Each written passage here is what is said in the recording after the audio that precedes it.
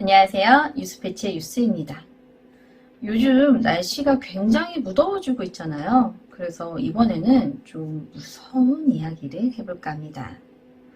제가 무서운 이야기를 좀 많이 알고 있는 편이거든요.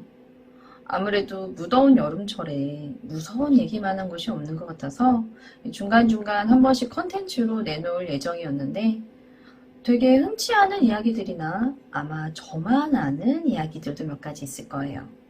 제 가족이나 지인들에게 직접 들었던 이야기들이 좀 몇 가지 있거든요. 오늘 이야기가 만약에 괜찮으셨다면 중간중간 나오는 기담 컨텐츠도 많은 관심 가져주시면 좋으실 것 같아요. 자, 이번에 들려드릴 이야기는 저도 예전에 제 지인한테 들었던 얘기인데 자신의 친구가 직접 겪었던 이야기라고 합니다. 그 일이 있었던 건 2003년인가 2004년이었다고 해요. 당시 고등학생이었던 A양은 야간 자율학습을 마치고 늦은 밤 집으로 가고 있었는데요. 아파트에 살던 A양은 단지로 들어와 자신의 집으로 가는 길이었다고 합니다. 야자로 인해 이 늦은 시간 피곤함까지 겹쳐서 힘없이 터덜터덜 아무 생각 없이 집으로 향하고 있었는데요. 아파트의 한 동을 지나갈 때 갑자기 A양 앞으로 무언가 쿵 하고 떨어지더랍니다. 밤중에 아무 생각도 없이 가다가 앞에 쿵 하고 뭐가 떨어지니 얼마나 놀랐겠어요. 놀란 A양이 떨어진 것을 무의식적으로 보게 되는데요. 사람이었습니다. 그리고 그녀는 너무 놀랐는지 그대로 쓰러지게 되었다고 합니다. A양이 다시 눈을 떴을 땐 주변에 경찰차와 구급차가 있었고 사건 현장이 수습 중이었다고 하는데요. 들어보니 수습을 위해 달려온 구급대원이 쓰러져 있는 A양을 발견하고는 혹시나 싶어 A양의 상태를 확인한 후 이 처치 과정에서 A양이 깨어났다고 합니다. 구급대원의 권유로 다음날 A양은 학교를 쉬게 되고 어머니와 함께 병원에서 정밀 검사를 받았다고 해요. 다행히 몸에는 아무 이상이 없다는 진단을 받았다고 합니다. 엄마한테 얘기를 대충 들어보니까 한 여성이 밤중에 아파트에서 투신 자살을 했는데 정말 우연히도 마침 야자를 끝내고 그곳을 지나가던 A양의 앞에 떨어지게 되었다는 겁니다. 떨어진 여성을 보고 A양이 순간 실신을 하게 된 것 같다고요.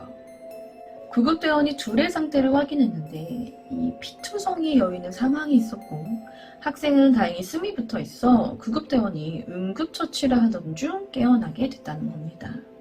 그런데 아무래도 이 투신한 걸로 추정되는 여성과 함께 쓰러져 있던 상태였다 보니 혹시 이 여성이 투신 중 A양에게 어떤 충격이 가해진 것은 없었는지 이것을 확인하기 위해 병원에 찾아가 검사받기를 권했다는 겁니다.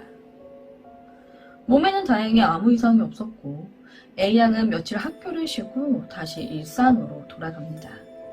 다만 아직 정신적으로 그날의 충격에서 완전히 벗어나지는 못해서 야자는 하지 않고 학교가 끝나면 아파트 입구에서 엄마와 만나 집으로 들어갔다고 합니다.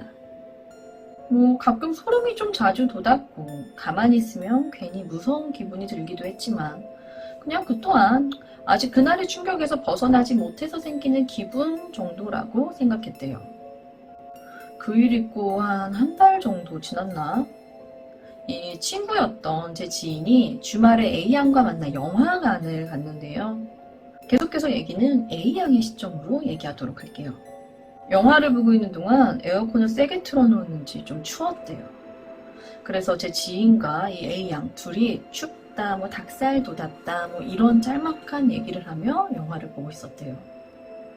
그런데 갑자기 한기가 확 드는 순간이 있었는데 소름이 순간 쫙 돋았겠죠. 그러고 나서 보니 한쪽 어깨가 좀 축축하더라는 거예요. 아 뭐야 하고 어깨를 만지는데 이 만지는 손도 이쪽에서 축축한 게 느껴지더래요. 아무래도 맨 뒤에 앉았던 게 아니니까 자신들의 뒤쪽에 앉아있던 사람이 음료수 같은 걸 좀 떨어뜨리거나 튀긴 줄 알았대요. 제 지인한테 그 얘기를 하는데 이 지인이 자기 어깨도 좀 축축하다고 얘기를 하니까 이거 쏟은 건가 싶어서 기분이 나쁜 A양이 뒤를 확 돌아봤는데 먹었던 걸 어디다 숨겼는지 모르겠는데 뒤에 사람들이 전혀 음식을 갖고 있지 않았대요. 이날 A양이 흰 티를 입었는데 콜라 같은 거는 좀 물이 들잖아요. 친구에게 화장실에 가서 옷을 좀 빨고 오자며 상영관에서 잠시 나왔다고 합니다. 화장실에 가서 거울로 보니까 이 흰 티에 붉은 얼룩이 묻어 있었고, 기분이 나쁜 A양이 세면대에서 이렇게 옷을 잡은 상태로 빨게 되는데, 이렇게 되면 물이 나오잖아요.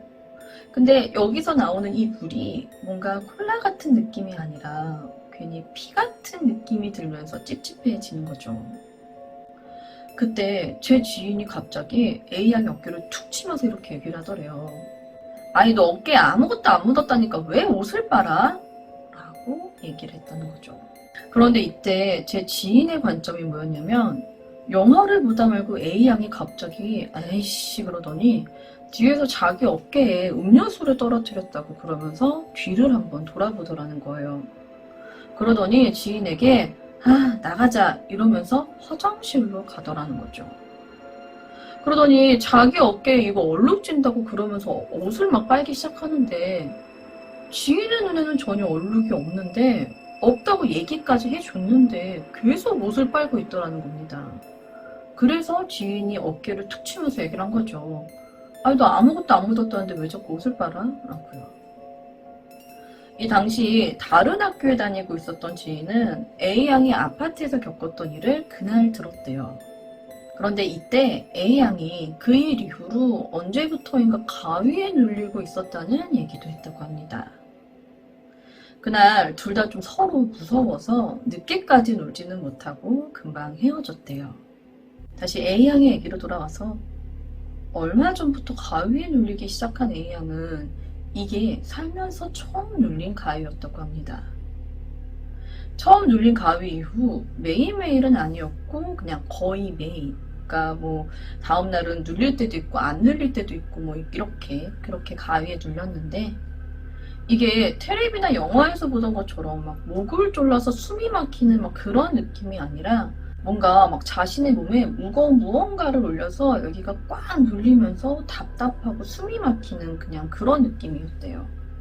지인과 헤어지고 며칠 지났을 쯤 자다가 또다시 가위에 눌렸고 평소 때처럼 A양이 눈을 뜨게 되는데요. 이건 평소답지 않은 가위였습니다. 그녀가 본 건 자신의 가슴을 베고 누워있는 한 여성의 얼굴이었는데요. 머리가 산발이 된 여성이 자신의 가슴을 베고 가만히 자신을 쳐다보고 있더랍니다. 이 상황이 너무 무섭고 이 여자가 날 베고 있는 것도 너무 싫었는데, 이게 가위 때문이었는지 뭐 때문이었는지 몸은 꼼짝도 하지 않고 심지어 눈조차도 감지 못하겠더랍니다. 이 눈동자조차 움직이지 못한 채로 자신을 베고 있는 여성과 계속 눈을 마주치고 있다가 어느 순간 갑자기 기억이 끊겼고 정신이 들어보니 아침이었다고 합니다. 이 밤중에 이를 엄마에게 이야기하자 엄마는 그날 A양을 학교를 쉬게 하고 여기저기 전화를 하더니 A양을 한 점집에 데려가게 되는데요. 점집에 들어선 A양을 보자마자 무당의 첫마디가 의구였다고 합니다. 그리고는 A양을 보고 혼내듯이 얘기를 하는데요. 그러니까 자살한 사람을 왜 건드려? 딱 숨이 끊어지기 직전에 건드렸구만. 이라는 겁니다. 그러면서 얘가 죽기 직전에 자기 몸에 손대는 너를 봤어. 그때 너한테 붙은 거야. 라는 얘기를 해주는데, 점집에 와서 혼난 A양이 조금 억울했다고 해요. 그래서 A양이 그날 상황을 설명을 해요. 내가 야자를 끝나고 집에 가는데 앞에 사람이 떨어졌다. 그리고 자기는 뭐 바로 쓰러졌다. 나는 전혀 건들지 않았다. 뭐 이렇게 얘기를 하는데 무당이 그냥 하고 혀만 차고 있었다고 하죠. 마치 귀신이 붙은 게 자기 잘못인 것처럼 얘기하니까 A양이 억울했겠죠. 그런데 옆에서 엄마가 놀라운 얘기를 해줍니다. 자신도 구급대원에게 들었는데 A양을 발견했을 때 이 A양이 투신한 여성 위에 쓰러져 있었다고 합니다. 그래서 바닥으로 쓰러졌을 때 다행히 별다른 충격을 받지는 않았을 거라고 말이죠. 가뜩이나 떨어져서 참혹한 상태의 시신을 보고 놀라있는 딸에게 이런 얘기까지는 할 필요가 없을 것 같아 굳이 얘기하지 않았다고 하는데요. 그러니까 투신한 여성을 보고 A양이 기절을 했는데 그녀가 쓰러진 곳이 하필이면 투신한 여성의 몸 위였다는 겁니다. 본의 아니게 자살한 여성의 시신을 건드리게 되면서 귀신이 붙어왔다는 거죠. 자, 그럼 A양은 어떻게 되었을까요? 점집에 다녀온 이후로 큰 굿을 기간을 좀 나눠서 3번을 했다고 해요. 근데 그게 무슨 굿인지는 잘 모르겠다고 합니다. 자, 이 굿을 하고 나니까 가위에 눌린다거나 갑자기 소름이 돋는다거나 하는 것들은 없어졌대요. 그래서 괜찮은 줄 알았는데 제가 지인한테 들었던 그때 당시 얘기로는 그때까지도 드문드문 귀신 같은 게 한 번씩은 보인다고 합니다. 이 구술해줬던 무당도 A양에게 자살귀는 뗐는데 한 번 귀신을 본 사람들이 영안이 트이는 경우가 있어서 A양도 살면서 한 번씩은 귀신이 보일 수도 있다고 얘기해줬다고 해요. 이번 얘기는 제 지인에게 직접 들었던 자기 친구가 겪었던 일이었는데요. 여기가 부산에 있는 아파트라고 하는데 이게 정확히 어디인지는 제가 잘 모르겠어요. 근데 여기가 이분 말로는 2000년대 초에 이 아파트에서 자살하는 사람들이 몇 명 있어서 이 부근 사는 분들은 굉장히 유명하게 잘 알고 있는 아파트라고 하더라고요. 얘기를 들으면 아시겠지만 A양에게 붙은 건 자살귀입니다. 제가 어렸을 때 들었던 자살귀라는 건 원래 자신이 죽은 자리를 떠나지 못한다고 들었거든요. 그래서 우리 막 나무에 귀신 붙어 있다 막 이런 얘기 하잖아요. 이게 지금이야 높은 건물들이 많아서 요즘에는 투신 자살률이 더 많겠지만 옛날에는 그런 게 없다 보니까 주로 어디서 자살을 했냐면 어디 막 나무에 주로 목을 메어 자살을 했다고 해요. 그래서 그 나무에 자살귀들이 붙어서 떠나지 못한다고 들었어요. 이런 얘기 많이 들어보셨잖아요. 나무 함부로 베면 큰일 난다고. 그러니까 누구 목매달아 죽었다고 재수없다고 그냥 막 그 나무 다음날 함부로 베고 그러면 안 된다. 막 이런 얘기들이요. 그런데 이 A양 같은 경우는 자살귀가 장소가 아니라 A양한테 붙었다는 거죠. 이게 가능했던 건 무당이 얘기했던 것처럼 A양이 그 여성의 몸으로 쓰러지면서 의도치 않게 그 여성을 건드렸기 때문이에요. 이 무당이 얘기하잖아요. 숨이 끊어지기 직전에 자신의 몸을 건드는 A양을 봤다고. 이 자살귀가 굉장히 끈질기다고 들었어요. 제가 들은 그대로 말씀을 드리자면 자기가 자기 목숨을 끊어놓은 주제에 또 이 죽기 직전 살고자 하는 욕망은 또 가장 강하대요. 그래서 이 자살귀들이 끈질기다고 합니다. 자기가 죽은 장소에서 벗어나질 못하니 그곳으로 사람들을 끌어들여 계속해서 다치게 하거나 죽게 만든다고 하는데요. 이런 자살귀가 사람의 몸에 붙으면 그 사람 역시 자살하게 만든다고 합니다. 다행히도 A양은 그 전에 떼어낼 수 있었던 건데요.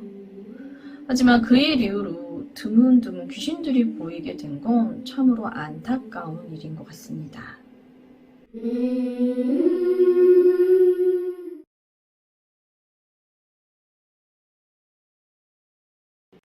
그때는 1982년이었고요. 저희 엄마가 결혼하시고 처음으로 신혼집으로 얻으셨던 곳에서 일어났던 일입니다. 서울시 강북구 수유리에 소재한 집이었는데요. 이걸 다세대 주택이라 칭하는 게 맞는 건지는 잘 모르겠는데 지금은 흔치 않지만 예전에는 대문 하나에 여러 집이 같이 이렇게 있는 구조였던 집이 흔했어요.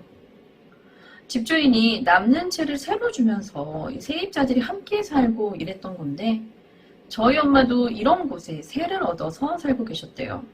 그리고 엄마가 이곳에 들어온 지 정말 얼마 안 돼서 남아있는 다른 방에도 어떤 아저씨가 새로 들어오셨는데 이름은 잘 기억이 안 나고 박씨 아저씨라 불렀다고 해요. 오늘 이야기는 박씨 아저씨의 이야기고요. 얘기는 이 박씨 아저씨의 시점으로 얘기하도록 하겠습니다. 1982년 그때는 짐이라고 할 것도 많이 없었고 특히나 혼자 사는 남자가 일 끝나고 집에 와서 대충 잠만 자면 되다 보니 이사할 때 들어온 거라고는 옷가지와 이불 정도의 보따리 몇 개였다고 해요. 그렇게 이 집에 들어오게 되었고 이사 전날 잠에 들게 되죠. 그런데 그날 꿈에 한 할아버지가 나타나서는 당장 여기서 나가라고 엄청나게 화를 내더랍니다.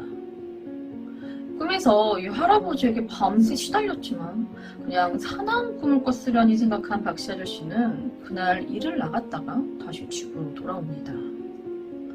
하지만 할아버지의 꿈은 이걸로 끝나지 않았는데요. 매일매일 하루도 빠짐없이 박씨 아저씨는 꿈에서 이 할아버지에게 시달렸고 늘 피곤한 상태로 아침을 맞이했다고 해요.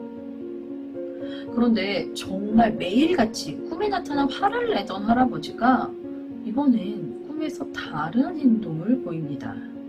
너 여기서 안 나가면 100일 안에 죽을 거야. 분명 어제까지만 해도 엄청 화를 내면서 호통만 치던 할아버지가 여전히 화가 난 얼굴이지만 이번에는 큰 소리를 내는 게 아니라 굉장히 단호하게 여기서 안 나가면 100일 안에 죽는다며 얘기를 하는데 이건 좀 무서웠대요. 꿈에서 다른 얘기를 하는 게 아니라 너 안 나가면 100일 안에 죽을 거야. 너 100일 안에 죽어. 100일 안에 죽는다. 이거를 꿈에서 계속 반복한 거예요. 이날부터 매일매일 할아버지가 꿈에 나타나서 카운트를 하기 시작하는데요. 너 99일 안에 죽을 거야. 너 98일 안에 죽을 거야. 너 90일 남았어. 막 이런 식으로 카운트를 하는데 이 집에서 나가야 하나 라는 생각이 들기도 했대요. 근데 월세로 들어와서 아직 한 달도 못 살았는데 그냥 무섭다고 나가버릴 수 있는 상황도 아니었기도 하거니와 대체 뭔 이유에서인지 꿈에서 대뜸 나타나서 안 나가면 며칠 안에 죽어 라고 외치는 할아버지 말만 듣고 나가기에는 너무 손해가 크니까 일단 그냥 그렇게 버텨보기로 했다고 해요. 그렇게 한 달 정도 돼서 여전히 할아버지한테 시달리고 있던 아저씨는 주인 아주머니한테 이곳에서 못 살겠다, 난 방을 빼겠다 라고 얘기를 하는데 저희 엄마 말로는 이 주인 아주머니가 굉장히 지독했다고 하세요. 이 아저씨가 이 집에 들어온 이후로 할아버지한테 시달리고 있다란 얘기를 하는데도 이 주인 아줌마가 나갈 거면 다음 세입자 구하고 나가라 라며 보증금을 안 빼주는 거예요. 그래서 이 아저씨가 다음 세입자 구할 때까지만 있자라고 생각하고 여기 조금 더 머물기로 하죠. 그렇게 이곳에 머무는 동안 할아버지의 카운트는 계속되었고 이때 꿈을 안 꾸면 되지 않을까 하는 생각도 해봤대요.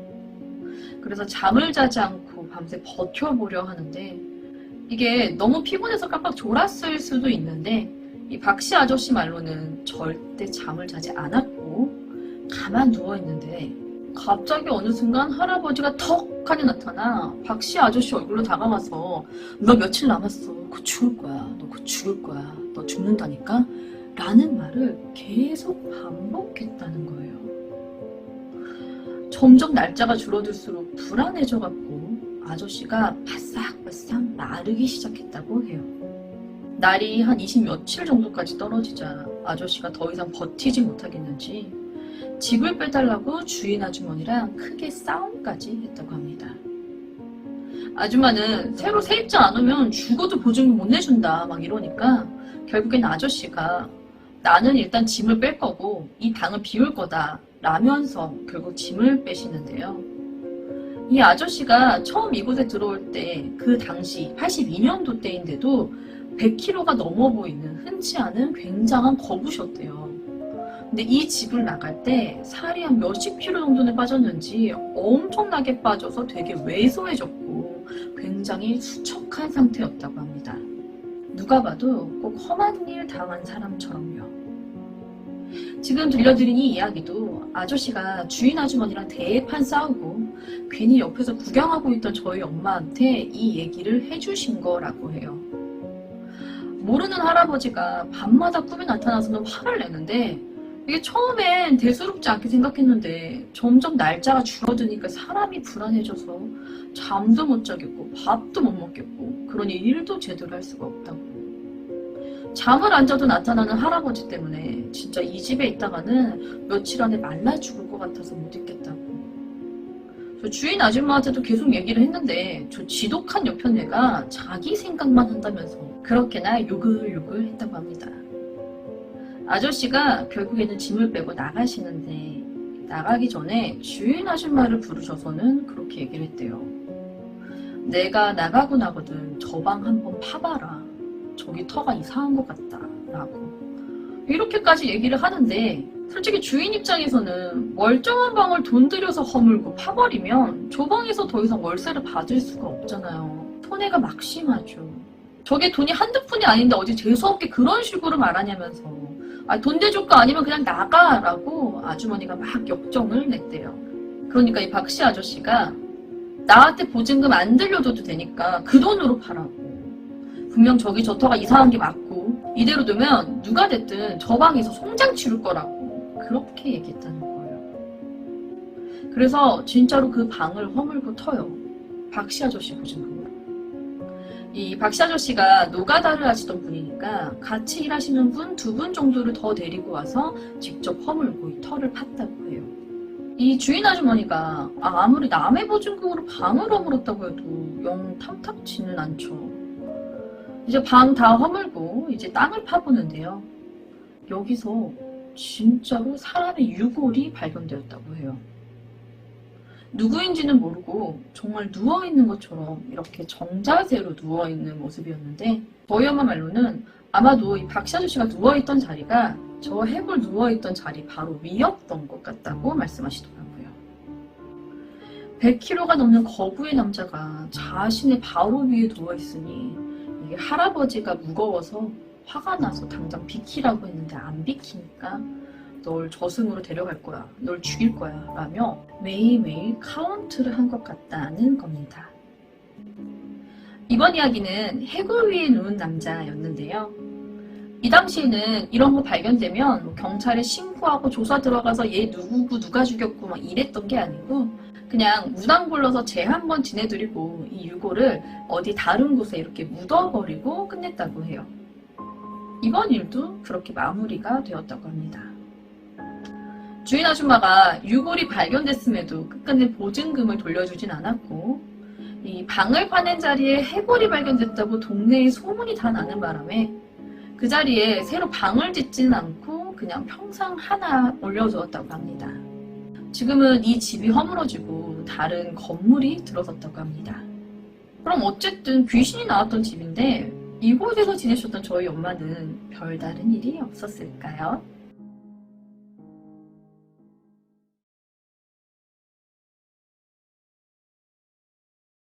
지난 이야기는 이곳에 월세로 지내셨던 박씨 아저씨의 이야기였잖아요. 월세방 빼달라고 하는데 보증금 못 준다고 막 주인 아주머니랑 싸우고 결국엔 보증금 끝끝내 못 돌려받고. 근데 여기 박씨 아저씨가 혼자 시달렸지만 어쨌든 할아버지 귀신이 계속 나타났었잖아요. 그런데 이번엔 이곳에서 전세로 지낸 저희 엄마의 이야기를 하려고 하는데요. 저희 엄마가 지금도 집에 혼자서는 잠을 못 주무시거든요. 아빠가 어디 하루 집을 비우셔야 하는 상황이 되면 저희 집이나 언니 집 아니면 저희가 엄마 집으로 가서 다른 방을 쓰더라도 한 집에 같이 있어야 잠을 주무시는데 그게 이때부터였다고 말씀을 하셨어요. 이건 박씨 아저씨가 나가고 난 이후에 있었던 일입니다. 결혼하고 얼마 되지 않아서 아빠가 그 당시에 많이들 그러셨던 것처럼 사우디에 일을 하러 나가셨어요. 공항까지 배웅해드리고 엄마는 집으로 돌아오셨죠. 이때가 엄마가 이 집에서 처음으로 혼자 잡은 거였다고 합니다. 그날 밤 방 한 칸짜리 집에서 엄마가 이제 잠을 자기 위해 불을 끄고 누웠는데요. 옛날에는 골목골목에 가로등 같은 것도 없던 시절이니까 밤에는 되게 컴컴했다고 해요.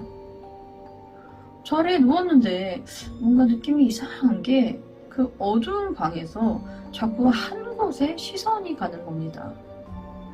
그래서 엄마는 아무 생각 없이 그곳을 계속 쳐다보게 되죠. 그런데 순간 그 자리에 갑자기 어떤 여자가 서 있더라는 거예요. 분명 아무것도 없던 곳에 갑자기 여자가 서 있으니까 엄마가 너무 무서워서 이게 몸에 얼었으니까 그냥 가만히 누운 채로 그것만 보게 되는데 마치 머리를 길게 늘어뜨린 여자 같은 형상이 엄마에게 서서히 다가오는 겁니다. 이게 엄마 근처에까지 오니까 순간 너무 무서워서 그냥 냅다 뛰어나가 버리셨대요. 저희 외갓집이 같은 동네인 수유리에 있었고 엄마가 사시도 못하고도 멀지 않은 곳에 있으니까 엄마는 그냥 뒤도 돌아보지 않고 외갓집으로 막 뛰어가셨다고 해요. 그리고는 밤중에 대문을 두드리면서 문 열어! 문 열으라고! 소리를 지르니까 놀라운 외숙모가 나와서 문을 열어줬고 엄마는 그대로 외갓집으로 달려 들어갑니다. 안에 들어오니까 그제서야 긴장이 풀렸는지 다리에 힘이 풀리고 그 자리에 그대로 주저앉아 엉엉 우는데 이 소리에 주무시고 있던 외할머니가 나오셔서는 너 서방 간 지 얼마나 됐다고 하루도 안 돼서 집에 와서 울고 있냐면서 야, 니네 집 가서 자라고 그러면서 내쫓아버렸다는 거예요. 옛날에는 여자가 결혼하면 출가 외인이라는 인식이 되게 강하던 시기였던 만큼 자꾸 일 생길 때마다 친정을 오는 게 습관이 되어버릴까봐 할머니는 엄마의 어떤 얘기도 듣지 않고 그냥 너네 집으로 가라면서 보내버리신 거죠. 어쨌든 이 한밤중 엄마는 쫓겨났고 다시 집으로 돌아가야 하는데요. 엄마는 이날 무슨 생각까지 하셨냐면 사람이 많은 길바닥에서 잠을 자더라도 오늘 내가 저 집에는 도저히 못 들어가겠다라는 생각까지 하셨대요. 마침 큰이모가 또 여기 근처 사니까 엄마는 큰이모네 집으로 갔다고 합니다. 밤늦은 시간 갑자기 엄마가 오니까 큰이모가 걱정이 되겠죠. 엄마는 큰이모에게 집에 있었던 얘기를 했고 큰이모가 일단 오늘은 여기서 자라고 하면서 하루를 재워주셨대요. 이 당시 저희 외갓집이 수유리에서 가족들이 다 같이 조그마한 갈비집을 하셨어요. 그래서 아침에 큰이모랑 같이 갈비집에서 일하시고 이제 집으로 돌아가야 하는데요. 너무 무서워서 못 들어가겠는 겁니다. 그래서 엄마가 진짜 염치불구하고 큰이모에게 나 오늘 언니네서 하루만 더 자면 안 되겠느냐라고 물어보는데요. 큰이모 역시 결혼해서 가정이 있었고 또 이모도 사정이 넉넉하지 못해서 거의 단칸방 같은 곳에서 사는데 다 큰 여동생을 언제까지 집에 같이 둘 수는 없으니까 이모는 그럼 오늘은 너네 집에서 언니랑 같이 자보자 이렇게 얘기하고 엄마를 끌고 그 집으로 다시 돌아가게 됩니다. 엄마는 잠이 안 오죠. 아무리 이모가 옆에 있다고 해도 분명 어제 여기서 봤던 게 있으니까 너무 불안해서 잠을 한숨도 못 자고 꼬박 샜는데요. 밤새 아무 일도 안 일어났대요. 그러니까 이제 이모가 아무래도 네가 신랑 없이 집에서 혼자 자려고 하니까 무서워서 잘못 봤나 보다.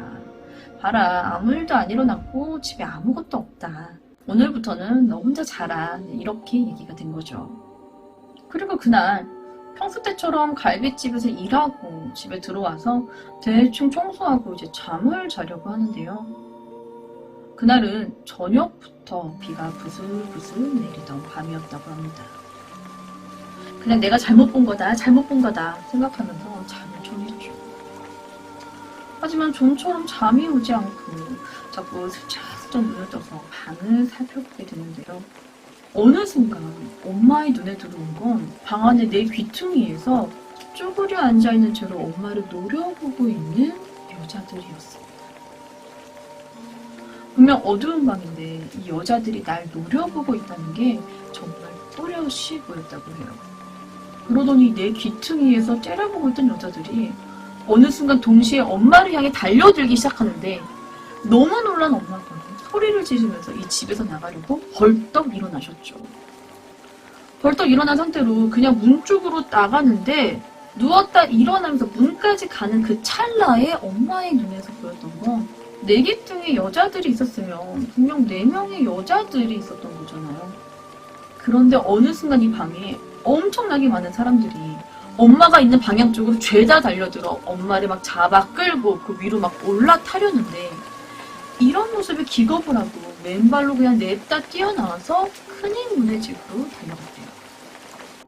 언니, 나 그 집에 도저히 못 산다. 거기 한둘이 있는 게 아니다.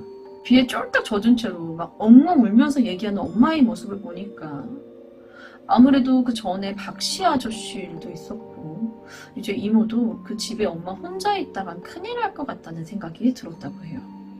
그래서 그 집을 빼고 다른 곳으로 이사를 가자 이렇게 이제 얘기가 나온 거죠. 근데 여기 주인 아주머니 어떤 줄 알잖아요.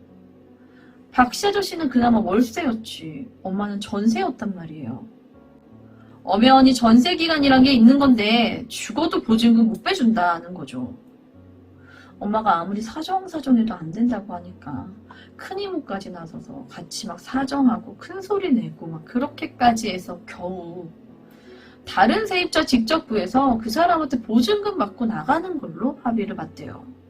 그리고 이 집이 나가는 동안에는 할머니한테는 절대 비밀로 하고 큰 이모네 집에서 머물고 계셨는데 이게 저희 엄마가 아무리 이 집에서 못 살겠고 들어가지도 못해서 하루라도 빨리 이 집에서 나가고 싶은 마음이 있긴 하지만 또 이런 집에 다른 사람들한테 들어오라 하기가 또 좀 그래서 적극적으로 집을 못 빼겠더라는 거예요. 그리고 무엇보다 이전에 박씨 아저씨 일 때문에 이미 귀신이랑 해골 나온 집으로 동네에 소문이 다 퍼져 있으니까 이 집을 보러 오는 사람도 굉장히 적었다고 합니다. 결국 이 집은 저희 엄마가 주인 아줌마한테 사정해서 보증금을 거의 반도 안 되게 받고 집을 겨우 뺄 수 있었고요. 이모네 집에서 진짜 염치불구하고 함께 지내다 소식을 들은 아빠가 일찍 한국으로 귀국하시면서 반도 안 되게 돌려받은 보증금에 이 큰이모가 힘들게 구해주신 돈으로 방학동 쪽으로 전셋집을 새로 얻어 이사 갈 수 있게 되었다고 합니다. 이번 이야기는 박씨 아저씨에 이어서 이 수율이 전셋집에서 직접 겪었었던 일이었는데요. 이 집에서 그 두 번의 일을 겪으신 이후로는 절대로 밤에 집에서 혼자서는 못 주무시겠다고 그러시더라고요. 방에서 혼자 잠을 잘 수는 있는데 이 집에 누군가 함께 있어야 하고 지금도 방에서 혼자 잠을 자더라도 TV는 꼭 켜놓고 주무세요. 이날 엄마가 그 귀신들을 봤었을 때 드는 느낌이 이 집에 꼭 엄마가 혼자 있을 때만 얘네가 달려들어서 꼭 데려가려고 하는 느낌이었다고 해요. 그래서 밤에는 집에 혼자 못 있겠다고 하시는 거였어요. 그런데 이 귀신 중에 할아버지는 없었던 것 같다고. 확실히 박씨 아저씨 방에 나온 할아버지는 엄마네 집에서 나타난 귀신들과는 다른 귀신이었던 것 같다고 말씀해 주셨습니다.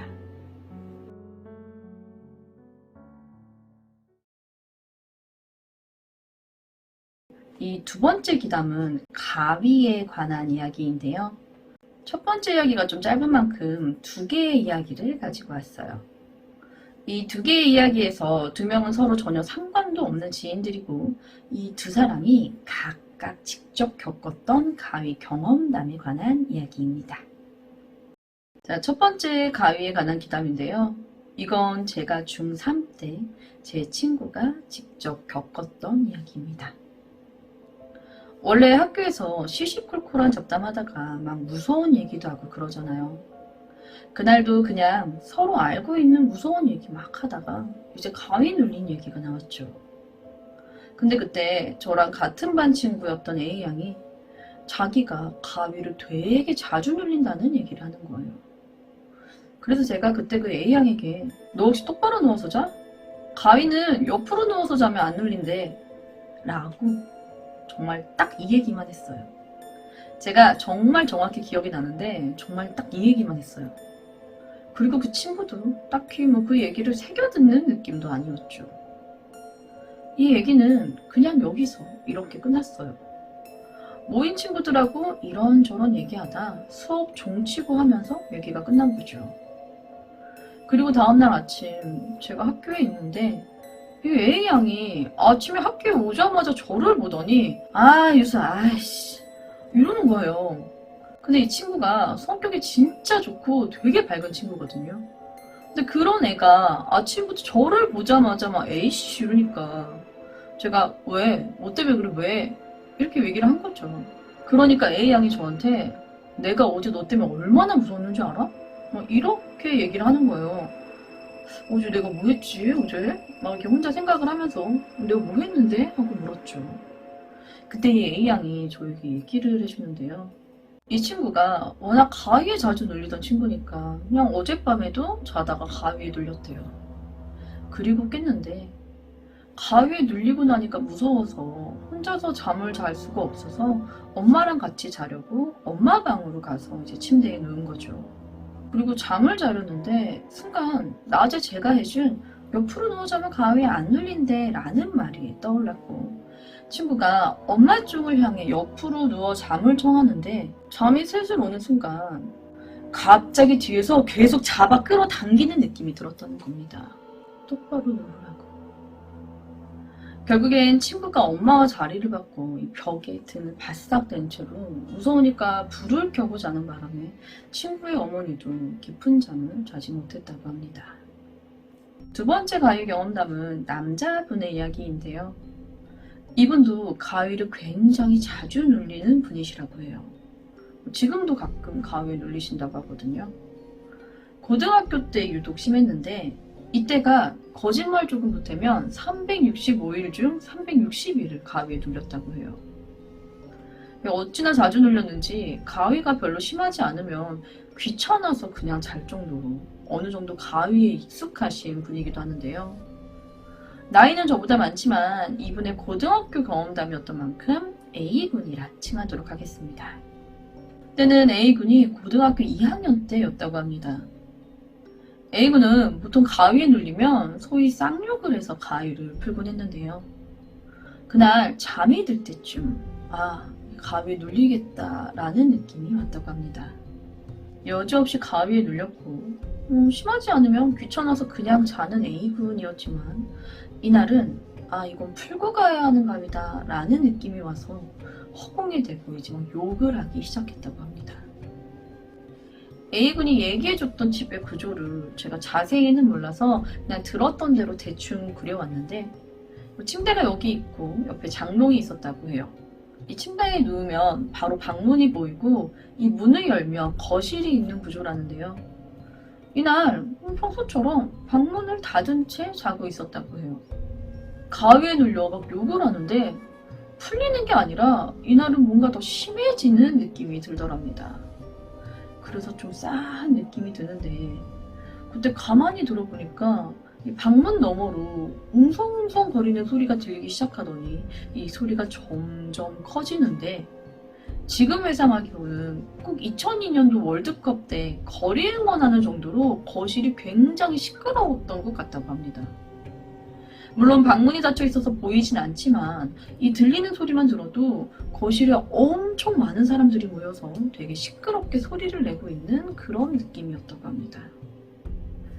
A군은 가위에 눌려 있으니까 이걸 풀으려고 이날 왠지 욕은 안 먹히는 것 같아서 막 들었던 다른 방법들을 써보면서 이 가위를 풀기 위해 낑낑거리고 있는데 저 방문에서 머리에 상처를 튼 남자 2명이 거실에서 이 방으로 들어오는데 마치 방문을 통과하듯이 그러니까 이 방문을 열지 않고 이 방으로 스르르 들어오더랍니다.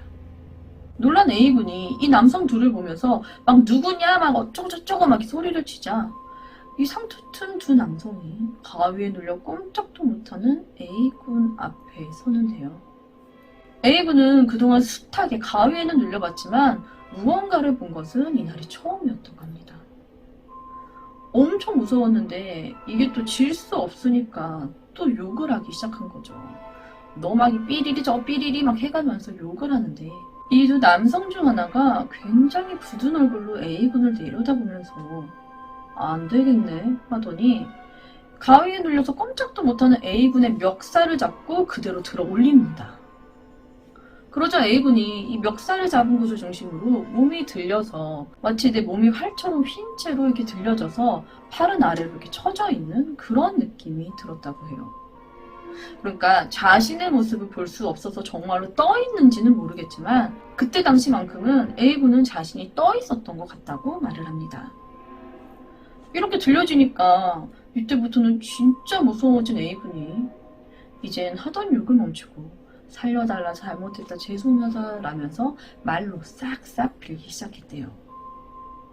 그런데 그때 옆에 있던 이 장롱문이 갑자기 열리더니 이 안에서 뭐가 보였던 거는 아니고 한 4, 5살 정도 된, 그래서 발음이 또박또박하지 않은 정도의 아이 목소리로 하지마, 이제 그만해 라는 말이 들렸고, 그러자 이 남자가 잡고 있던 멱살을 탁 놔주더랍니다. 그러니까 이렇게 멱살이 잡혀서 몸이 떠 있었는데 멱살을 놓으니까 그대로 몸이 침대로 떨어질 거잖아요. 그렇게 떨어지는 느낌이 들면서 가위에서 풀려날 수 있었다고 합니다.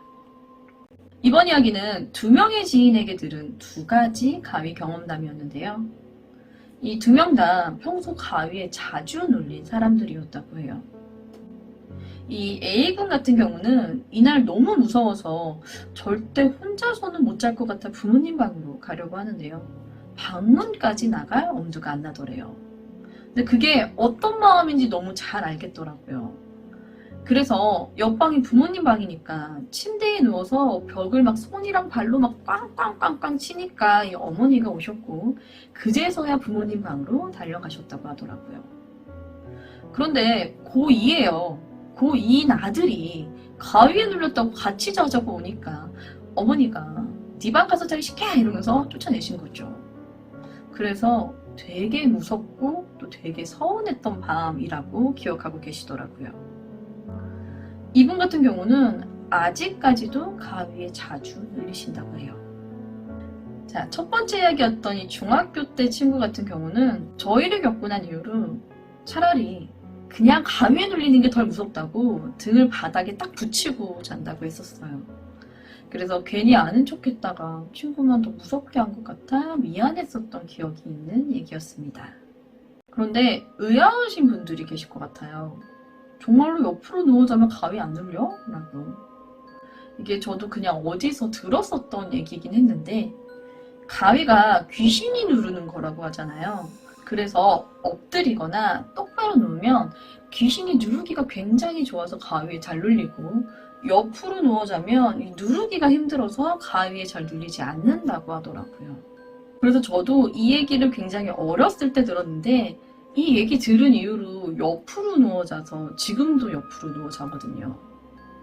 근데 이게 꼭 귀신이 아니더라도 엎드려 누워 자면 이 심장이 압박을 받게 돼서 가위에 눌리는 느낌을 더 많이 받기 때문에 엎드려 잘 때 가위에 가장 잘 눌리고, 똑바로 누워 자더라도 이 손을 심장 위에 놓고 자면 가위에 잘 눌리게 된다고 합니다. 혹시라도 여러분들 중 가위에 잘 눌리시는 분이 있다면 옆으로 누워 자시길 권해드립니다. 단, 등은 벽에 딱 댄 채로 말이죠.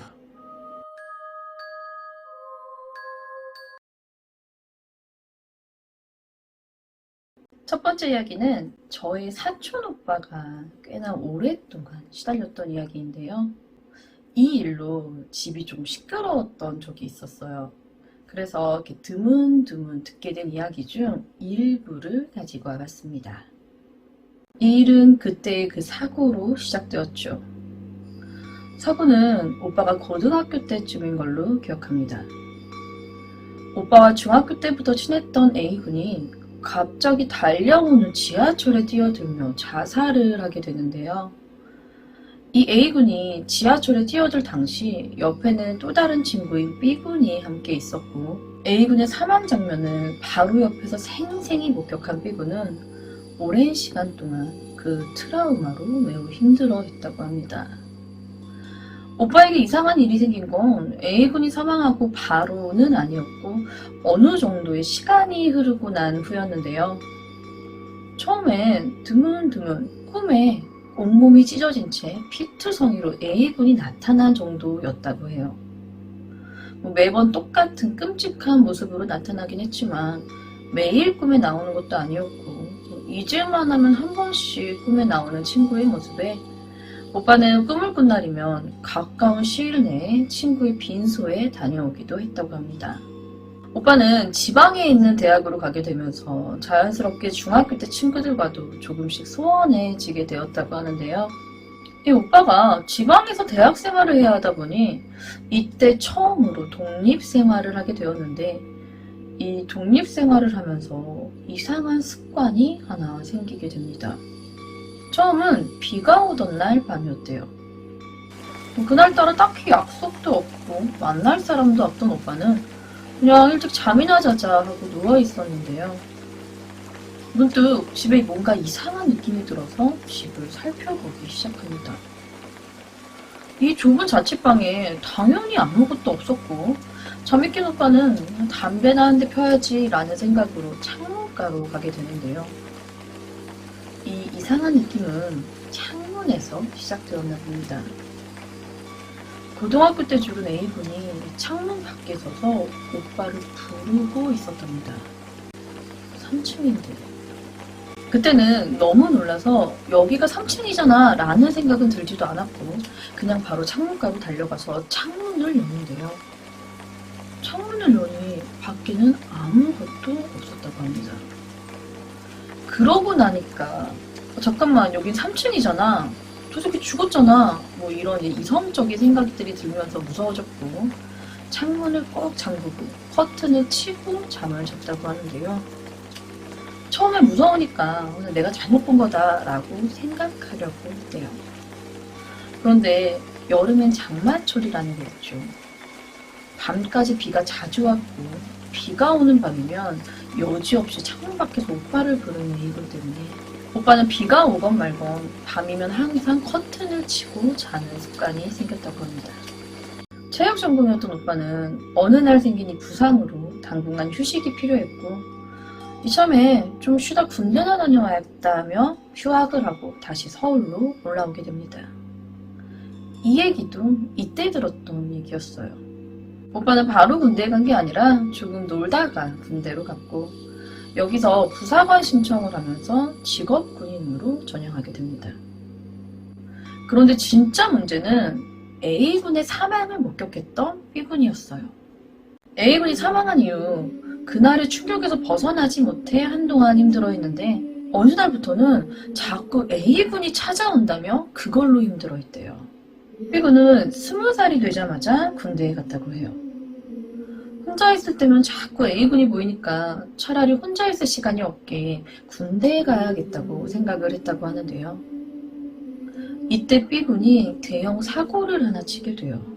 바로 탈영입니다.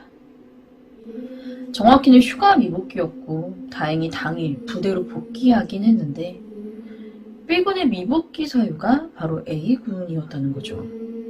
휴가 복귀를 위해 기차를 타고 군대로 향하던 B군이 군대로 다시 들어가는데 마음이 답답해진 거죠. 그 답답한 마음을 달래기 위해서 잠시 창밖을 보는데요. 언제부터 그곳에 있었는지 모르겠지만 이 달리고 있는 기차 창밖에서 A군이 B군을 계속 쳐다보고 있더랍니다. 군입대 후 한 번도 본 적 없던 A군이 갑자기 다시 보이기 시작하자 놀란 B군이 바로 그냥 다음 역에서 내려버렸고 아무것도 하지 못하고 그 자리에 가만히 앉아있다가 그날 부대로 끌려갔다고 하는데요.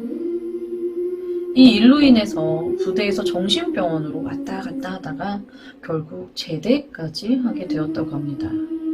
그런데도 B군은 A군이 계속 보였고 이런 일로 전역까지 하게 되자 가족들도 B군을 어쩔 도리 없이 정신병원에 입원시키게 되었는데요.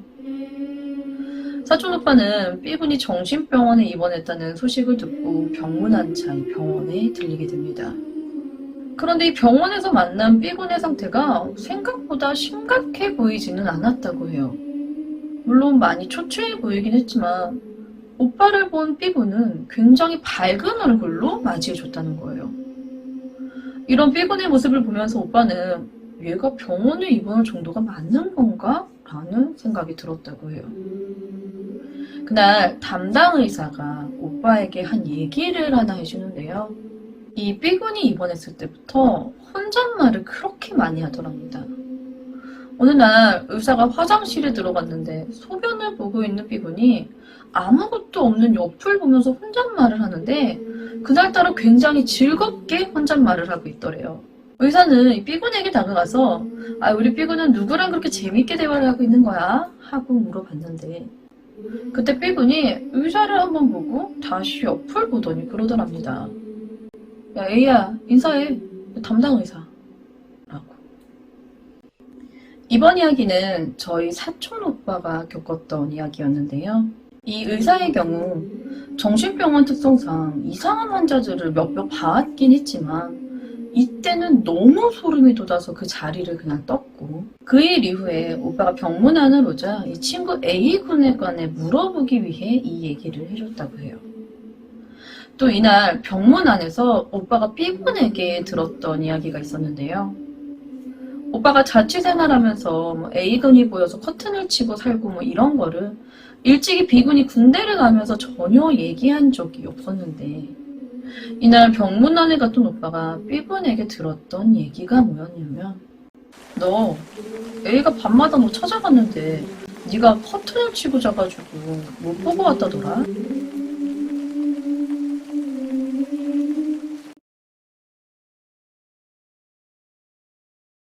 제가 예전에 몇 번 저희 컨텐츠에서 저희 할머니에게 들었던 얘기들이라며 언급한 얘기들이 몇 개 있었어요. 저희 외할머니께서는 젊은 시절에 신기가 좀 강하셨던 탓에 절에서 비구니로 잠시 생활하셨던 적이 있었는데, 제가 어렸을 때 할머니가 저희 집에 오셔서 함께 잘 때면 항상 이런 류의 얘기들을 되게 많이 해주셨어요.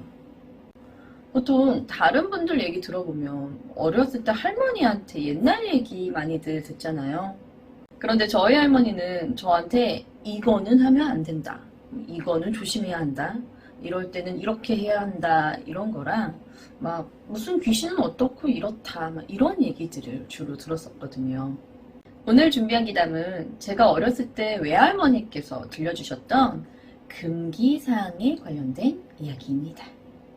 첫 번째로 들려드릴 금기사항은 자고 있는 사람 머리 위를 쳐다보고 있지 말 것입니다. 할머니가 절에 계셨을 때 한 여자분이 절에 찾아오셨다고 해요. 절에 한 스님과 얘기를 나누시는데 언제부터인가 귀신에게 시달리던 이 여자분은 자신을 살려달라며 이 절에 오시게 되었다고 하는데요. 매우 수척한 상태의 여자분은 한눈에 봐도 무언가에 매우 시달렸던 사람 같아 보였다고 합니다. 스님은 이 여자분에게 며칠간 절에 머물면서 이런저런 식의 방법을 행할 것이고, 오늘은 늦었으니 깨끗이 씻고 부처님께 공양 후 잠을 자고 내일 아침 일찍부터 이 방법들을 시행할 것을 얘기했다고 합니다. 그렇게 이 절에서 머물기로 한 여자분은 그날 밤 할머니와 또 할머니와 같은 방을 쓰는 여승 몇 분과 더불어 함께 한 방에서 자게 됩니다. 이날 저희 할머니가 이 보살님 옆에서 잠을 자게 되었다고 해요. 할머니가 잠을 자다가 그냥 잠을 깨게 되었는데요. 산속에 자리한 절은 한밤중이면 엄청 고요하잖아요. 이 산속 깊은 곳에서 밤에 가만히 누워있으면 밖에서 부는 바람 소리까지 들릴 정도로 굉장히 고요하면서 사실 수상하기까지 하다고 하셨는데요. 이 고요함 속에 서로 잠자는 숨소리만 세근세근 들리는데 이 머리맡에서 뭔가 좀 거친 숨소리 같은 게 들리더랍니다. 이곳은 절이고 모두가 자야 하는 이 시간에, 그것도 여자들만 있는 이 방에 거친 숨소리가 나면 안 되는 거잖아요. 심지어 모두가 일렬로 잠을 자는데 이 머리맡에서 숨소리가 들리면 안 되는 거잖아요. 불안해진 할머니가 슬그머니 머리맡을 올려보게 되는데요. 할머니 머리맡이 아니라 옆자리에 누워있는 보살님의 머리맡에서 머리부터 발끝까지 온통 시커먼 여자 하나가 머리를 풀어헤친 채 막 미친 듯이 기괴한 춤을 추고 있더랍니다. 무서워진 할머니는 눈을 꼭 감은 채 못 본 척 하고 있었는데요. 이 거친 숨소리는 계속되었고 힐끔힐끔 볼 때마다 그 여자가 여전히 보살님 머리 위에서 계속 기괴한 춤을 추고 있었다고 합니다. 할머니는 계속 자는 척하며 이 무서운 상황이 빨리 끝나기만을 기다리고 있었는데요. 새벽 4시경 절에서 종을 치면서 다른 여승들이 깨어나자 할머니는 그대로 방을 달려나가 전날 보살님과 얘기를 나눴던 스님을 찾아 할머니가 방에서 봤던 것을 얘기하는데요. 굳은 얼굴로 얘기를 듣던 스님은 할머니에게 방으로 돌아가 보살님을 좀 살펴달라 부탁합니다만 방으로 다시 돌아가기가 무서웠던 할머니는 나는 못하겠다며 손사래를 쳤다고 합니다. 결국 스님은 방 앞으로 간 다른 여승들에게 부탁을 했고 이 여승들이 방에 들어가 보살님을 깨워보는데요. 보살님은 깨어나지 않습니다. 여승들이 들어갔을 때 이 보살님이 이미 사망한 상태였다고 해요. 이날 스님이 할머니에게 얘기해 주시길 이 귀신이 머리맡에서 춤을 추면 그 사람 조만간 초상 치를 것이라고 하셨다 해요. 이 죽을 사람 앞에서 혹은 귀신이 데려가려는 사람 앞에서 귀신이 덩실덩실 좋다고 춤을 춘다고 합니다. 너 이제 죽는구나, 얼씨구나 좋다고 말이죠. 이번 이야기는 춤추는 귀신이었는데요. 제가 예전에 장희빈묘 컨텐츠를 하면서 이 춤추는 귀신에 관한 얘기를 할 때 저희 할머니가 직접 봤던 귀신 중 가장 무서운 귀신이 춤추는 귀신이었다라는 얘기를 한 적이 있었어요. 그때 할머니가 보았다는 춤추는 귀신이 바로 이 귀신입니다. 할머니는 이 일을 겪으신 이후로 절도 그닥 안전하지 않다라고 생각해서 다시 집으로 돌아오셨다고 해요. 다시 귀신 얘기로 돌아와서 이날 스님이 할머니께 말씀하시길 어차피 머리맡에서 귀신이 춤을 췄으면 별다른 도리가 없었겠지만 그래도 혹시라도 이후에 또 보게 되면 그 사람을 바로 깨워주라고 했대요. 일단 사람이 죽지 않으면 무당을 찾든 절에 오든 어떤 방법을 해서라도 이 부정한 것을 떼어낼 시도는 할 수 있으니까요. 그런데 저희 할머니가 저에게 어렸을 때 이 얘기를 어떻게 해주셨냐면 다른 사람과 잠잘 때 그 사람 머리만 쳐다보고 있지 말라 이렇게 말씀하셨어요. 밤에 잠자는 사람 머리 위로 다니는 건 저승사자랑 귀신밖에 없으니 행여라도 밤에 잠잘 때 다른 사람 머리맡은 쳐다보지도 말라는 거였거든요. 네가 못한다고 귀신 다니는 곳을 쳐다보고 있냐고. 그러다 괜히 귀신하고 눈 마주치면 너한테 온다고. 그러면서 옆 보살님 머리맡을 쳐다봤다가 춤추는 귀신을 보게 되었다고 하신 건데 혹시라도 누구 머리맡에서 귀신이 춤추고 있는 거를 보거든 귀신 쪽은 쳐다보지 말고 바로 그 사람 깨워주라고 그렇게 일러주셨던 이야기였습니다. 그런데 문득 내 머리맡에서 귀신이 춤추고 있으면 난 누가 깨워주죠?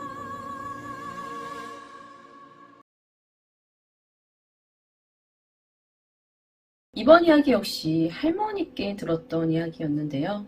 이건 직접 겪으셨던 건 아니고 꼭 옛날 얘기처럼 이거 하면 이렇게 된다 라고 하셨던 이야기입니다. 저는 손과 발이 뜨거운 편이라서 한겨울에도 잘 때 발을 내놓고 자는데요. 이런 저를 보면서 할머니가 하지 말라고 해주셨던 이야기입니다. 이건 아실 거예요. 잘 때 이불을 덮을 때 이불을 머리까지 올렸으면 안 되고 또 발만 내놓고 자는 것도 안 된다라는 얘기예요. 사실 이게 죽은 사람에게 하는 행위이기 때문이라는데요. 이불을 머리까지 쓰는 건 죽은 사람의 얼굴을 다른 사람들이 못 보게 해주는 고인에 대한 예의로 죽은 사람에게 하는 행위이고 또 발을 내놓는 건 저승사자가 발을 만져보고 발이 차면 죽은 사람이라 판단해 데려가기 위함이라고 하는데요. 저희 할머니는 발만 내놓고 자는 저한테 너 그렇게 발만 내놓고 자면 잠잘 때 귀신이 와서 발 만진다 라고 얘기해 주셨어요. 그러면서 이불을 머리까지 올려 쓰는 거 아니다 라며 얘기가 시작되는데요. 이제 막 혼자 잠을 자기 시작한 A군은 잠잘 때 습관이 하나 있었는데요. 바로 머리까지 이불을 올려 쓰고 잠을 자는 것이었습니다. 처음으로 혼자 잘 때 무서웠던 A군이 머리까지 이불을 덮으면서 안정감을 얻은 것이 계속해서 습관으로 남게 되었던 것이었는데요. 물론 엄마가 예전부터 머리까지 이불 덮고 자는 거 아니다 라고 자주 얘기해 줬지만 이렇게 해야 편한 잠을 잘 수 있던 A군은 매일 이불을 머리까지 올려 잠을 잤죠. 그러던 어느 날부터인가 이 A군의 몸이 좋지 않기 시작하는데요. 병원에 가봐도 별다른 이상이 없다 하고 영문도 모른 채 A군은 시름시름 앓는 수밖에 없었다고 합니다. 하루는 혹시나 자는 동안 아프진 않을지 걱정이 된 엄마가 잠자는 A군의 상태를 보기 위해 A군이 깨지 않게 조용히 A군의 방문을 열어보는데요. 엄마의 눈에 보인 건 머리까지 입으로 올려쓰고 누운 이 A군의 상체 위로 긴 머리를 풀어헤친 한 여자가 서서 A군을 내려다보고 있는 모습이었습니다. 놀란 엄마가 다급히 불을 켰고 그러자 여자는 온데간데 없고 이 A군만이 이불을 뒤집어 쓴 채로 잡혀 있었는데요. 다음날 엄마는 아침 일찍부터 점집으로 찾아갑니다. 그곳에서 무당은 큰일은 아니고 그냥 집에 가거든 A군의 이불, 베개, 요는 싹 다 태워버리고 새 침구류로 싹 바꿔줘라. 그리고 절대로 이불을 머리 끝까지 쓰지 말게 해라. 그러면 된다. 라고 일러줬다고 합니다. 엄마는 점집에서 나와 곧장 시장으로 갑니다. 그곳에서 새 침구류를 사 집으로 갖고 A군의 침구류들을 가지고 마당으로 나옵니다. 그러고는 이불을 태우기 위해 이불을 드는데요. 뭔가 이 이불의 느낌이 솜 같은 느낌이 아니어서 혹시 솜이 뭐가 잘못됐나 싶어 그 자리에서 이불을 뜯어봅니다. 그러자 이불 안에는 새까만 머리카락들이 솜과 엉켜 이 이불 속에 채워져 있었다고 합니다. 엄마는 인상을 찌푸리며 이불과 베개, 요를 모두 태워버리죠. 그리고는 그날 하루 종일 A군에게 너 이불 절대로 머리까지 쓰고 자지 마 라며 단단히 주의를 주었다고 합니다. 그날 밤 A군이 잠을 자기 위해 누웠는데 이건 아무리 잠을 자려고 해도 잠이 안 오는 겁니다. 이럴 때는 머리까지 이불을 좀 뒤집어 쓰면 잠이 오는데 엄마가 뒤집어 쓰지 말라 얘기까지 하니까 이건 더 신경 쓰이기까지 하는데요. 내내 뒤척이던 A군은 결국 머리까지 이불을 뒤집어 씁니다. 그 순간 이불 끄트머리에 쭈그려 앉아있던 귀신이 그대로 기어 달려가 A군을 위해 섰다고 합니다. 이번 이야기는 이불 뒤집어 쓰고 자면 안 되는 이유였는데요. 이 무당의 이야기로는 귀신이 A군 위에 서서 죽을 날을 기다리고 있었던 것이라고 합니다. 머리끝까지 이불 덮고 자면 저승사자가 데려간다고 하잖아요. 그게 꼭 저승사자가 아니라 귀신이 데려간다는 얘기도 있어요. 이 귀신이 A군을 데려가려고 하니까 시름시름 앓게 된 건데 이게 머리끝까지 이불을 덮지 않으면 이 귀신도 어찌할 도리가 없어서 더 이상 해코지하지 않았을 것이라는 겁니다. 그런데 이 금기사항에 대한 얘기를 조금 하자면 요즘은 그런 이불 잘 안 쓰지만 옛날에는 솜을 누벼가지고 쓰는 그런 이불들을 썼잖아요. 그러다 보니 얼굴까지 뒤집어 쓰고 잠을 자면 질식의 위험이 굉장히 컸다고 하네요. 그래서 아마 옛날에는 얼굴까지 뒤집어 쓰고 자다 사망한 사람이 몇 있었던 것 같아요. 그래서 얼굴까지 뒤집어 쓰면 귀신이나 저승사자가 데려간다고 나온 이야기였던 것 같습니다. 얘기가 나온 만큼 잠자리에서 하면 안 되는 행동 몇 가지 더 얘기해 볼까요? 누울 때 머리카락을 이렇게 위로 올리고 자면 귀신이 머리카락 수 세고 있다 하고요. 이 발레 놓고 자면 귀신이 발을 만져 차게 만들어서 저승사자가 차가워진 발을 만져 데려가게 만든다라고 하더라고요. 그리고 베개. 내가 베는 베개 말고 다른 베개 옆에다 두지 말라고 하시더라고요. 빈 베개가 있으면 귀신이 와서 먹는다. 마지막으로 어두운 방 안 갑자기 한 곳에 꽂혀 허공을 오랜 시간 응시하지 말라고 합니다. 이곳에 괜히 눈길이 가는 게 아니라고 나도 모르게 보이지 않는 무언가와 눈이 마주치고 있을 수도 있다고 하시더라고요. 갑자기 뭐가 보일 수도 있고요.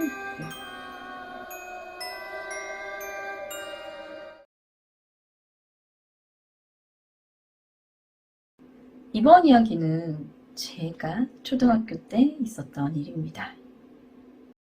제가 다니던 초등학교는 어느 초등학교가 그랬던 것처럼 굉장히 무서운 학교였습니다. 무덤터였고 그곳을 밀고 그 위에 지은 학교였었죠. 다른 학교와 조금 다른 점이 있다면 이 무덤터라는 게 소문이 아니었다는 거. 이게 저희 학교의 구조도인데요. 교문을 딱 들어서서 바로 보이는 게 본관, 이쪽이 서관, 그리고 그 뒤에 후관이 따로 있어요. 이 후관은 5학년들만 쓰는 곳인데 여기 뒤에 무덤이 하나 있고요. 뒤쪽으로는 담장 대신 철 그물망 뭐 그런 게 쳐져 있어서 접근 금지라고 써 있는데 여기 뒤쪽을 자세히 보면 쌍무덤도 하나 있어요. 제가 다닐 때에도 워낙 오래된 학교였었고 산 아래에 있다 보니 학교 자체가 굉장히 음산해서 꽤 무섭거든요. 이건 제가 6학년 때 일어났던 일입니다. 이 본관의 경우는 꽤 넓은 편이라 원래 한 학년당 한 층씩 쓰는 구조였지만 저희 학년이 또 유독 학생 수가 적은 편이라 6학년 때 저희 층이 이렇게 되어 있었어요. 6학년 전체가 다 한 층을 쓴 게 아니라 4학년 7반, 8반이랑 같이 쓰게 된 건데요. 당시 저는 6학년 2반이라 중앙계단 바로 옆반이었어요. 여기 중앙계단은 선생님들만 다니는 곳이라고 등하교, 쉬는 시간대에 중앙계단으로 못 다니게 했는데 말을 들을 리가 없죠. 등교 때 제외하고는 선생님 눈치 보면서 후다닥 중앙계단으로만 애들이 다니고 쉬는 시간이면 중앙계단에서 자주 모여 놀았습니다. 그날은 진짜 평범한 날이었는데 점심시간 끝날 때쯤부터 되게 교실이고 복도고 막 어수선한 거예요. 밖에서 놀던 애들이 막 교실로 들어와서 야, 완전 큰일 났다면서 막 얘기를 하기 시작하는데 4학년 8반에 어떤 아이가 죽었다는 얘기를 하는 겁니다.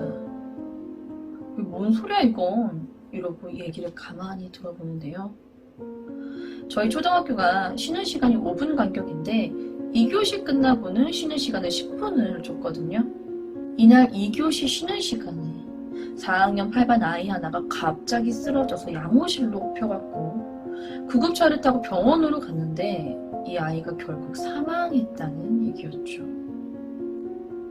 당시 전 13살이었잖아요. 주변에서 누가 죽었다는 얘기도 흔치 않은 소리인데 우리 학교에서 그것도 같은 층의 아이가 죽었다는 소리는 굉장히 뜬금없고 충격적인 이야기였죠. 뭔 소리야 임마 라면서 친구들한테 얘기를 듣는데 이 아이가 사망한 그날 굉장히 이상한 소문들이 빠르게 돌기 시작합니다. 지금 들려드릴 이 얘기는 그날 친구들에게 소문으로 접했던 이야기일 뿐 사실 여부는 전혀 확인되지 않은 얘기입니다. 그날따라 4학년이었던 A군의 상태가 아침부터 썩 좋지는 않았다고 해요. 이날 같은 반 다른 친구들이 2교시 쉬는 시간에 분신사발을 교실에서 모여서 하게 되는데 당연히 실패했죠. 이게 될 리가 없잖아요. 그런데 돌연 A군이 속이 좋지 않다면서 양호실을 다녀오겠다며 교실에서 나왔다고 합니다. 그리고는 양호실로 가기 위해 중앙계단을 이용하는데요. 중앙계단 중간에 거품을 물고 쓰러졌고 중앙계단에서 놀던 6학년 아이들 중 남자아이 하나가 쓰러진 A군을 업고 양호실로 뛰어내려갔다고 합니다. 그리고 A군의 사망 소식이 들려온 거죠. 그런데 이날 A군의 사망 소식이 들리기 이전에 사실 이상한 얘기가 학교에 돌고 있었어요.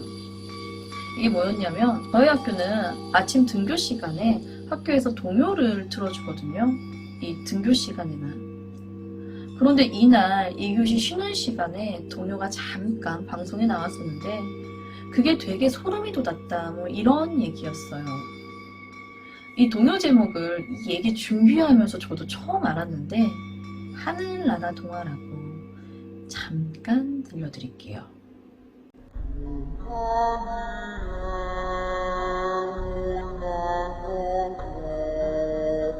이 동요예요.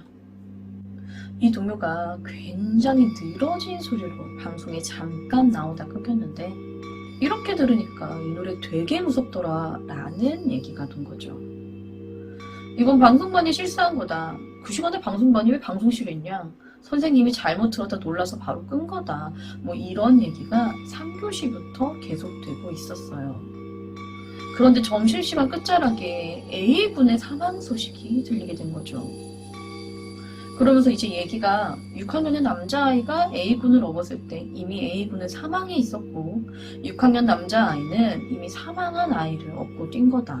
이 동요가 A군이 살아있었을 때 굉장히 좋아하던 동요 중 하나였고 사망한 A군이 노래를 튼 거다 라는 소문으로 떠돌기 시작합니다. 근데 저는 이날까지만 해도 A군의 사망 소식이 긴가민가 하고 있었어요.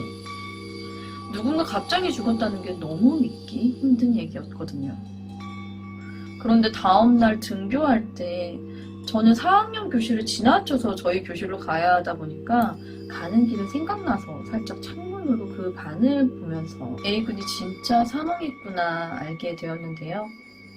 아침에 본 그 4학년 8반의 풍경이 선생님이 본인 자리에 고개 숙이고 앉아 계셨고 몇몇 애들은 각자 자리에 앉아있고 어떤 한 자리에 국화꽃 한 다발이 놓여져 있는 것을 보면서 A군의 사망이 진짜였음을 확인할 수 있게 되었습니다. 이번 이야기는 제가 초등학교 때 있었던 일이었는데요. 사실 막 무서운 이야기는 아니고 조금 이상한 게 많았던 그냥 정말 기묘하면서도 그때는 무서웠던 일이 지금 생각해보면 굉장히 안타까운 일이었다는 이야기인 것 같습니다. 사실 저는 저 동요를 전혀 못 들었거든요. 제가 저 시간에 복도에서 놀고 있어가지고 교실에선 들렸다고 하는데 저는 못 들었어요.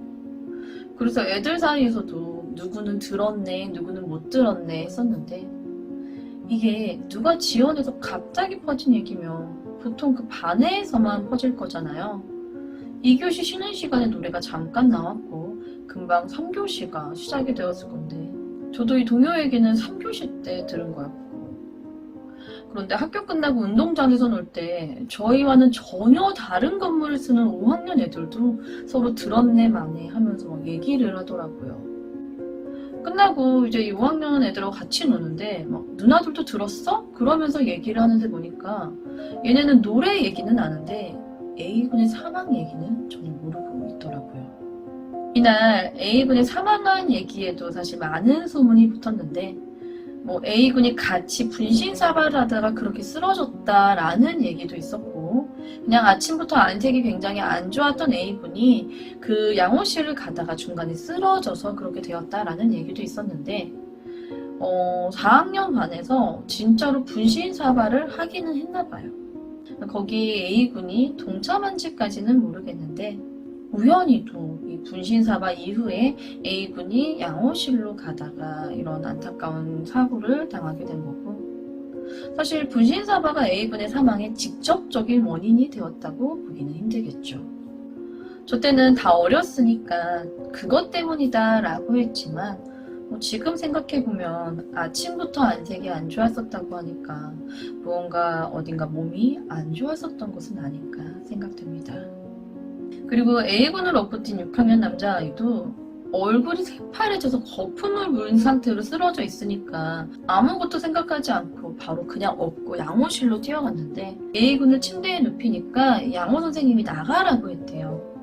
그래서 자기가 업고 뛰었을 때 A군이 살아있었는지 아닌지 자기는 전혀 모르겠다고 했었어요. 4학년 애들이 굉장히 의리가 있었는지 저희가 6학년이었는데도 좀 철없이 이 아이가 죽었다는 얘기가 들리고 나서 그 시간 이후부터 반 앞에 막 누가 막 기웃거리거나 하면은 얘네들이 나와서 보지 마세요 막 이렇게 얘기를 하면서 A군에 관련된 어떤 이야기도 하지 않았다고 했어요. 그러다 보니 이 동요와 또 A군의 사망에 관한 소문이 어디까지가 진짜이고 어디까지가 가짜인지 누구 하나도 알지 못하게 되면서 그저 저희 초등학교의 수많은 괴담 중 하나가 더 추가되며 얘기가 끝나게 됩니다. 그런데 그런 얘기가 있잖아요. 소문은 귀신이 내는 거라고. 잡담하는 아이들 무리에 살짝 껴서 그랬다더라 말 한마디만 하면 알아서 퍼지는 게 소문이라고. A군이 쓰러지던 그때 학교에 갑자기 틀어졌다는 소름 돋는 동요.